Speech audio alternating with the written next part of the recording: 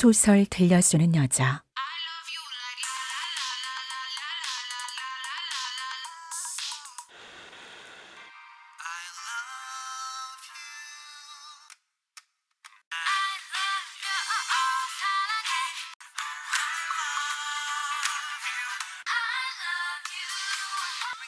같은 제목, 다른 느낌.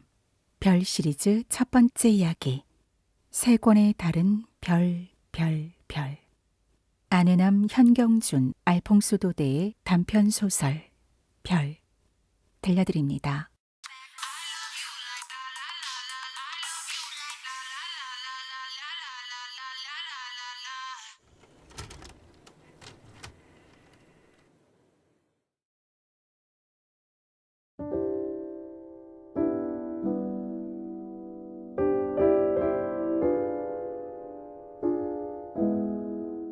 안혜남의 별.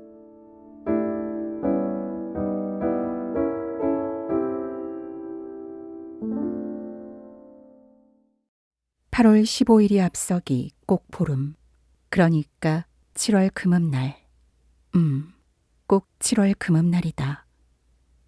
왜 그러냐 하면 7월 안으로는 어떻든지 간에 우리가 도망을 가자고 계획하고 또 몇 번이나 맹세하였으니까.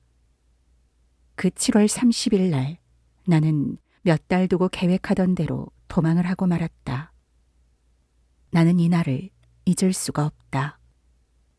미리부터 약속해 놓았던 대로 탄광 북쪽 연못가에 잔디밭 위에 앉아서 나는 안상이 오기를 기다리고 있었다. 이윽고 안이 나타났다. 그는 무슨 뭉치를 하늘로 치켰다 받았다 하면서 오더니 우선 빙긋 웃었다. 그 치켰다가 받았다가 하던 것은 커다란 배였다. 이곳 구조 땅은 별별 과실이 흔하고 또 배는 그 중에서도 유달리 조성하는 모양이었다. 그 배를 받아서 나는 이로 껍질을 긁어버리며 맛있게 먹었다. 다 됐소? 하고 안이 또 웃으며 물었다. 아내 얼굴을 봤을 때는 마음이 든든하더니 그 웃는 것을 대하니까 벼랑간 불만해졌다. 다 됐는데. 대답하니까 아는 바지 주머니에서 돈을 꺼내 주었다. 나는 서슴지 않고 그것을 받아 넣었다. 50원이다. 아는 자기가 쓰고 있던 전투모를 벗어서 나에게 주었다. 이때만은 안도 무서운 긴장한 표정을 지으며 사방을 둘러보았다. 남이 보면 수상하게 여기리라 겁이 나서 그러는 것 같았다. 또 각반을 주었다. 각반은 탄광에서는 꼭 치고 다니도록 하는 풍속이다. 나의 각반은 갱내 작업으로 갈기갈기 낚기 까닭이다. 나는 다시 주저앉아서 각반을 쳤다. 찌는 듯 더운 날이다. 각반을 치고 있는데 아는 머리 위로 또 무엇을 내밀어 주었다. 핫갈이라고 하는 담배였다. 막상 떠나려고 하니까 가슴이 두근두근 두 방망이질을 하였다. 울기는 왜? 내가 흘러내리는 눈물을 주먹으로 닦으려니까 아니 불쑥 성을 내며 소리쳤다. 인저 탄광사무소에서는 저녁 먹을 때나 되어야 도망간 것을 알게요. 그때까지 여기서부터 될 수 있는 데까지 멀리 가 있으시오. 폭격이 위험하니 절대로 도해지로는 나가지 마시오. 활발하고 씩씩하게 대답하시오. 누가 당신을 주목하는 것 같거든 겁내지 말고 그 사람을 노려보시오. 조선인 노동자가 많이 모여 일을 하거든 마음 놓고 대들어 한몫 끼시오. 그리고 거기서 나한테 편지를 하시오. 아는 나의 어깨 위에다 두 손을 얹으며 마지막으로 나에게 주의를 시켰다. 아는 다시 내려가고 나는 그대로 북쪽을 향하여 떠났다. 산길이라 나무가 어떻게 무성한지 낮에도 숲속에선 일광이 안 들어와 어두침침하다. 그러나 구주의 일본 땅은 별달랐다. 산에 발을 들여놓지 못할 만큼 나무가 번성하여 있으면서도 조선 같으면 큰 짐승이 있겠는데 이곳은 절대로 사람을 해칠 만한 것커녕 그 외 잔짐승도 없는 것이다. 또 큰 산이 없다. 모두 산속 같으면서도 처처의 마을이요 인가였다. 그러나 이곳 저곳 너무 많이 탄광이 있는 것은 질색이었다. 왜 그러냐 하면 그곳을 돌파하기가 썩 어렵기 때문이다. 의리의 감시인이 있어가지고 저의 탄광의 인부가 내빼는 것이 아닌가. 또 그렇지 않으면 무슨 연락이 있는 게 아닌가. 참으로 추근추근하게 따지기 까닭이었다. 다른 탄광에 도망지라는 것을 알아도 놈들은 잡아두고 전화로 알리어 찾아가게 하는 것이다.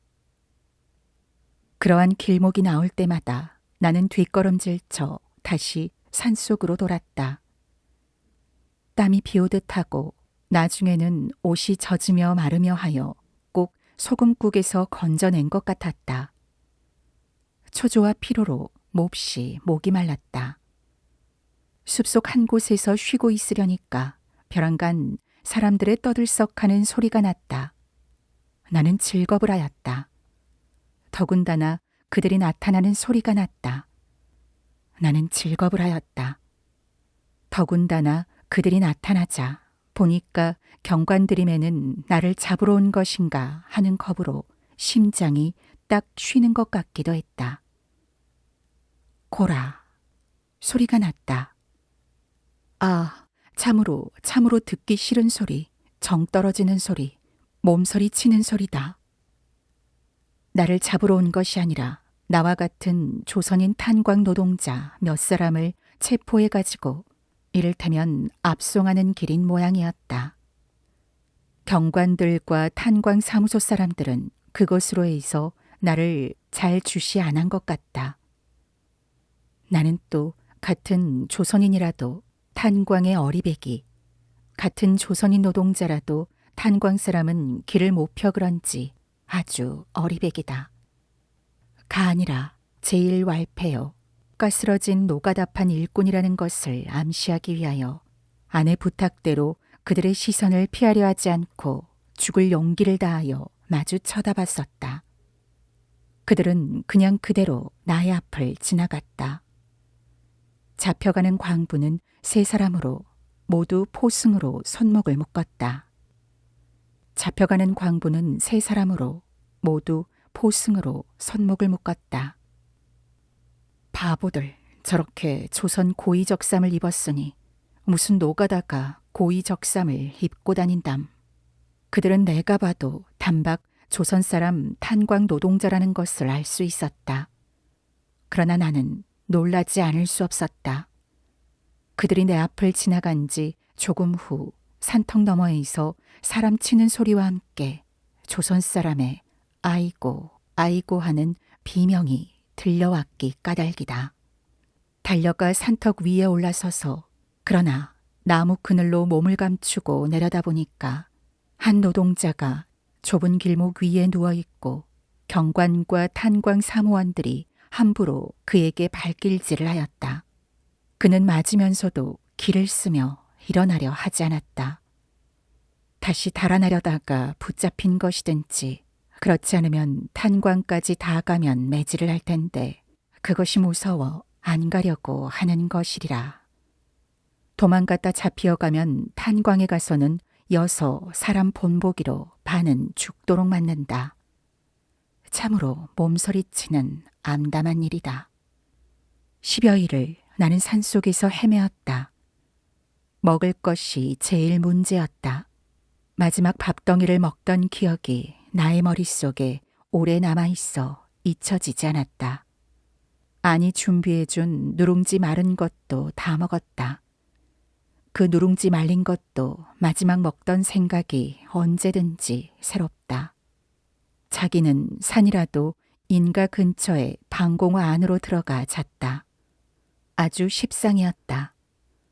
정거장으로 가서 차를 타고 멀리 핫가다나 가라츠로 가려고 했으나 경비하는 놈들이 있어 거기가 위험하였고 또 기차표를 살 수가 없었다.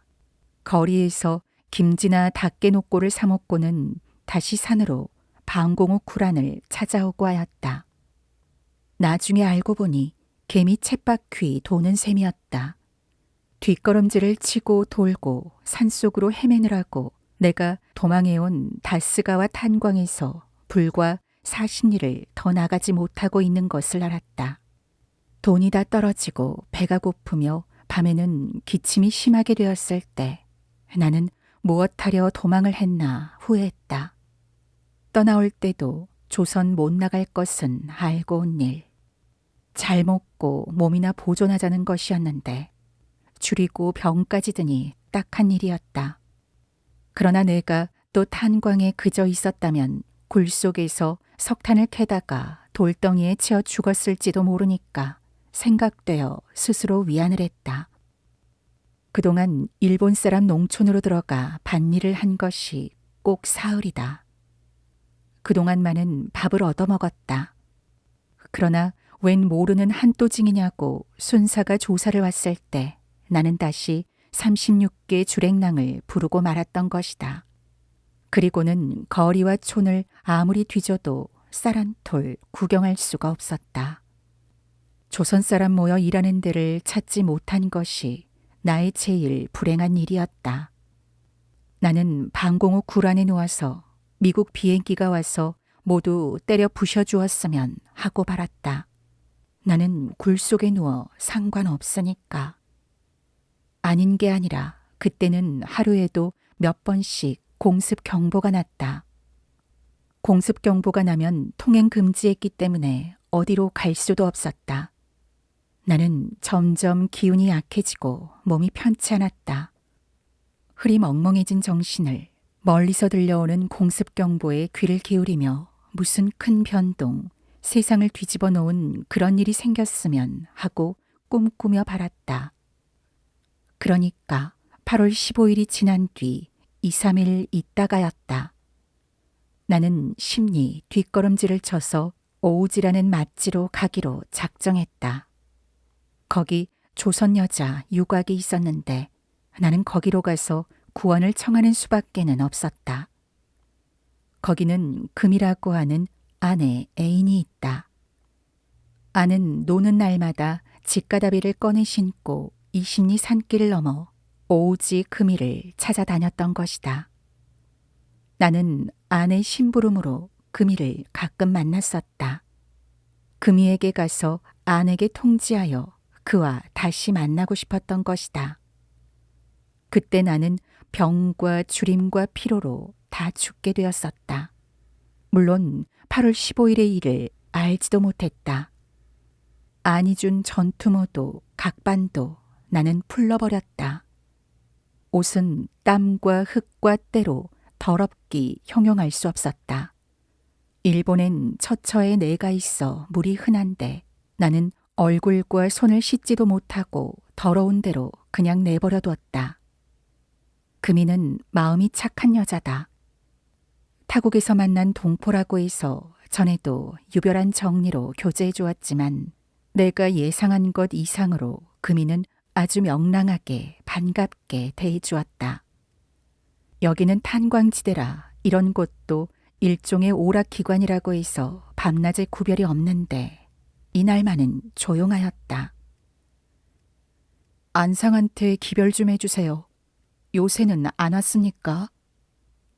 애원을 하니까 그는 쉬지 않고 깔깔거리고 웃으며 걱정 마세요.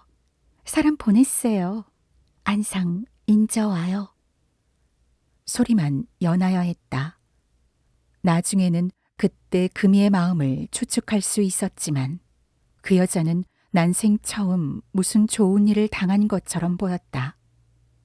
나는 조용한 한 칸 방에가 누워 죽은 듯이 고요히 있었다. 저녁 때, 아니 한 동리에서 온 광부 2사람을 데리고 왔다. 와서 나의 어깨를 흔들며 들여다보는 사람이 분명 아니었다. 나는 속으로 인저는 살았구나 하고 아무 애누리 없이 애쓸 것 없이 아주 중병 환자 그대로 일어날 생각도 않고 끙끙 앓는 소리를 내며 누워 있었다. 아는 같이 온 사람들과 술을 받아다 먹었다. 그도 분명히 어느 때보다도 더 활발하고 씩씩하고 더 떠들었다. 나중에 생각하니 그때 아내 입에서는 만세의 소리가 여러 번 나왔다. 원 이런 바보가. 예의 이 사람. 난 조선 간 줄 알았지. 그러나 잘 됐소. 잘 왔소. 다행하오. 내가 갖다 준 흰죽을 먹고 간신히 정신을 차려 일어나니까 아는 이렇게 떠들며 웃었다. 그날 저녁 안으로 나는 동무의 등에 업히어 다스가와 탄광으로 다시 돌아왔다. 가도 괜찮을까요? 굶어 죽는 것보다는 한 번 맞고 경을 치고 나서라도 살자 하는 생각을 먹으며 물으니 아는 염려 마슈 소리만 했다. 과연 아내 말처럼 아무 상관없었다. 도망한 사람이 잡히어오면 이리떼같이 무서운 노목과 놈들이 왔다 갔다 야단이련만 잠잠하고 평화스러웠다. 나는 뺨 한 번 안 맞고 고라소리 한 번 안 들었다. 물론 도망자를 따로 두는 특훈소에도 들어가지 않았다. 그 후 나는 아내에게서 설명을 들어 모든 것을 알게 되었다. 어느 날 밤, 내가 전부터 우리는 2년 기한이지만 그 안에 조선을 가게 될 거라고 누누이 말하지 않았소. 8월 15일로 전쟁이 끝나고 우리의 불구대천의 운수 일본 놈들이 망하게 됐다오. 일본이 졌소. 항복했소. 우리는 즉시 조선으로 나가게 될 것이오. 아마 조선도 지금 해방이 되어 야단일게요. 아는 이렇게 말하고 조선 안에서는 어떠어떠할 게라고 여러 가지 이야기를 했다. 나는 벼랑간 조선이 몇 배 더 그리워졌다. 조선은 어떨까? 조선은 어딘가? 어느 편인가? 생각을 하며 공중을 바라다 보니까 별, 별, 별, 별, 별, 별, 별, 별. 무수한 보석들이 하늘에서 찬란한 광채를 놓으며 번쩍이었다. 언젠가 오우지로 놀러 갔을 때 그날 밤에도 조선이 어느 편짝인가 하고 금이가 물으니까 아니 서북편 하늘에 커다랗고 푸르게 빛나는 한 별을 가리키며 저 별빛 하던 생각이 났다. 나는 그 생각을 하며 언제까지나 하늘의 무수한 별들을 바라다보고 있었다. 1946년작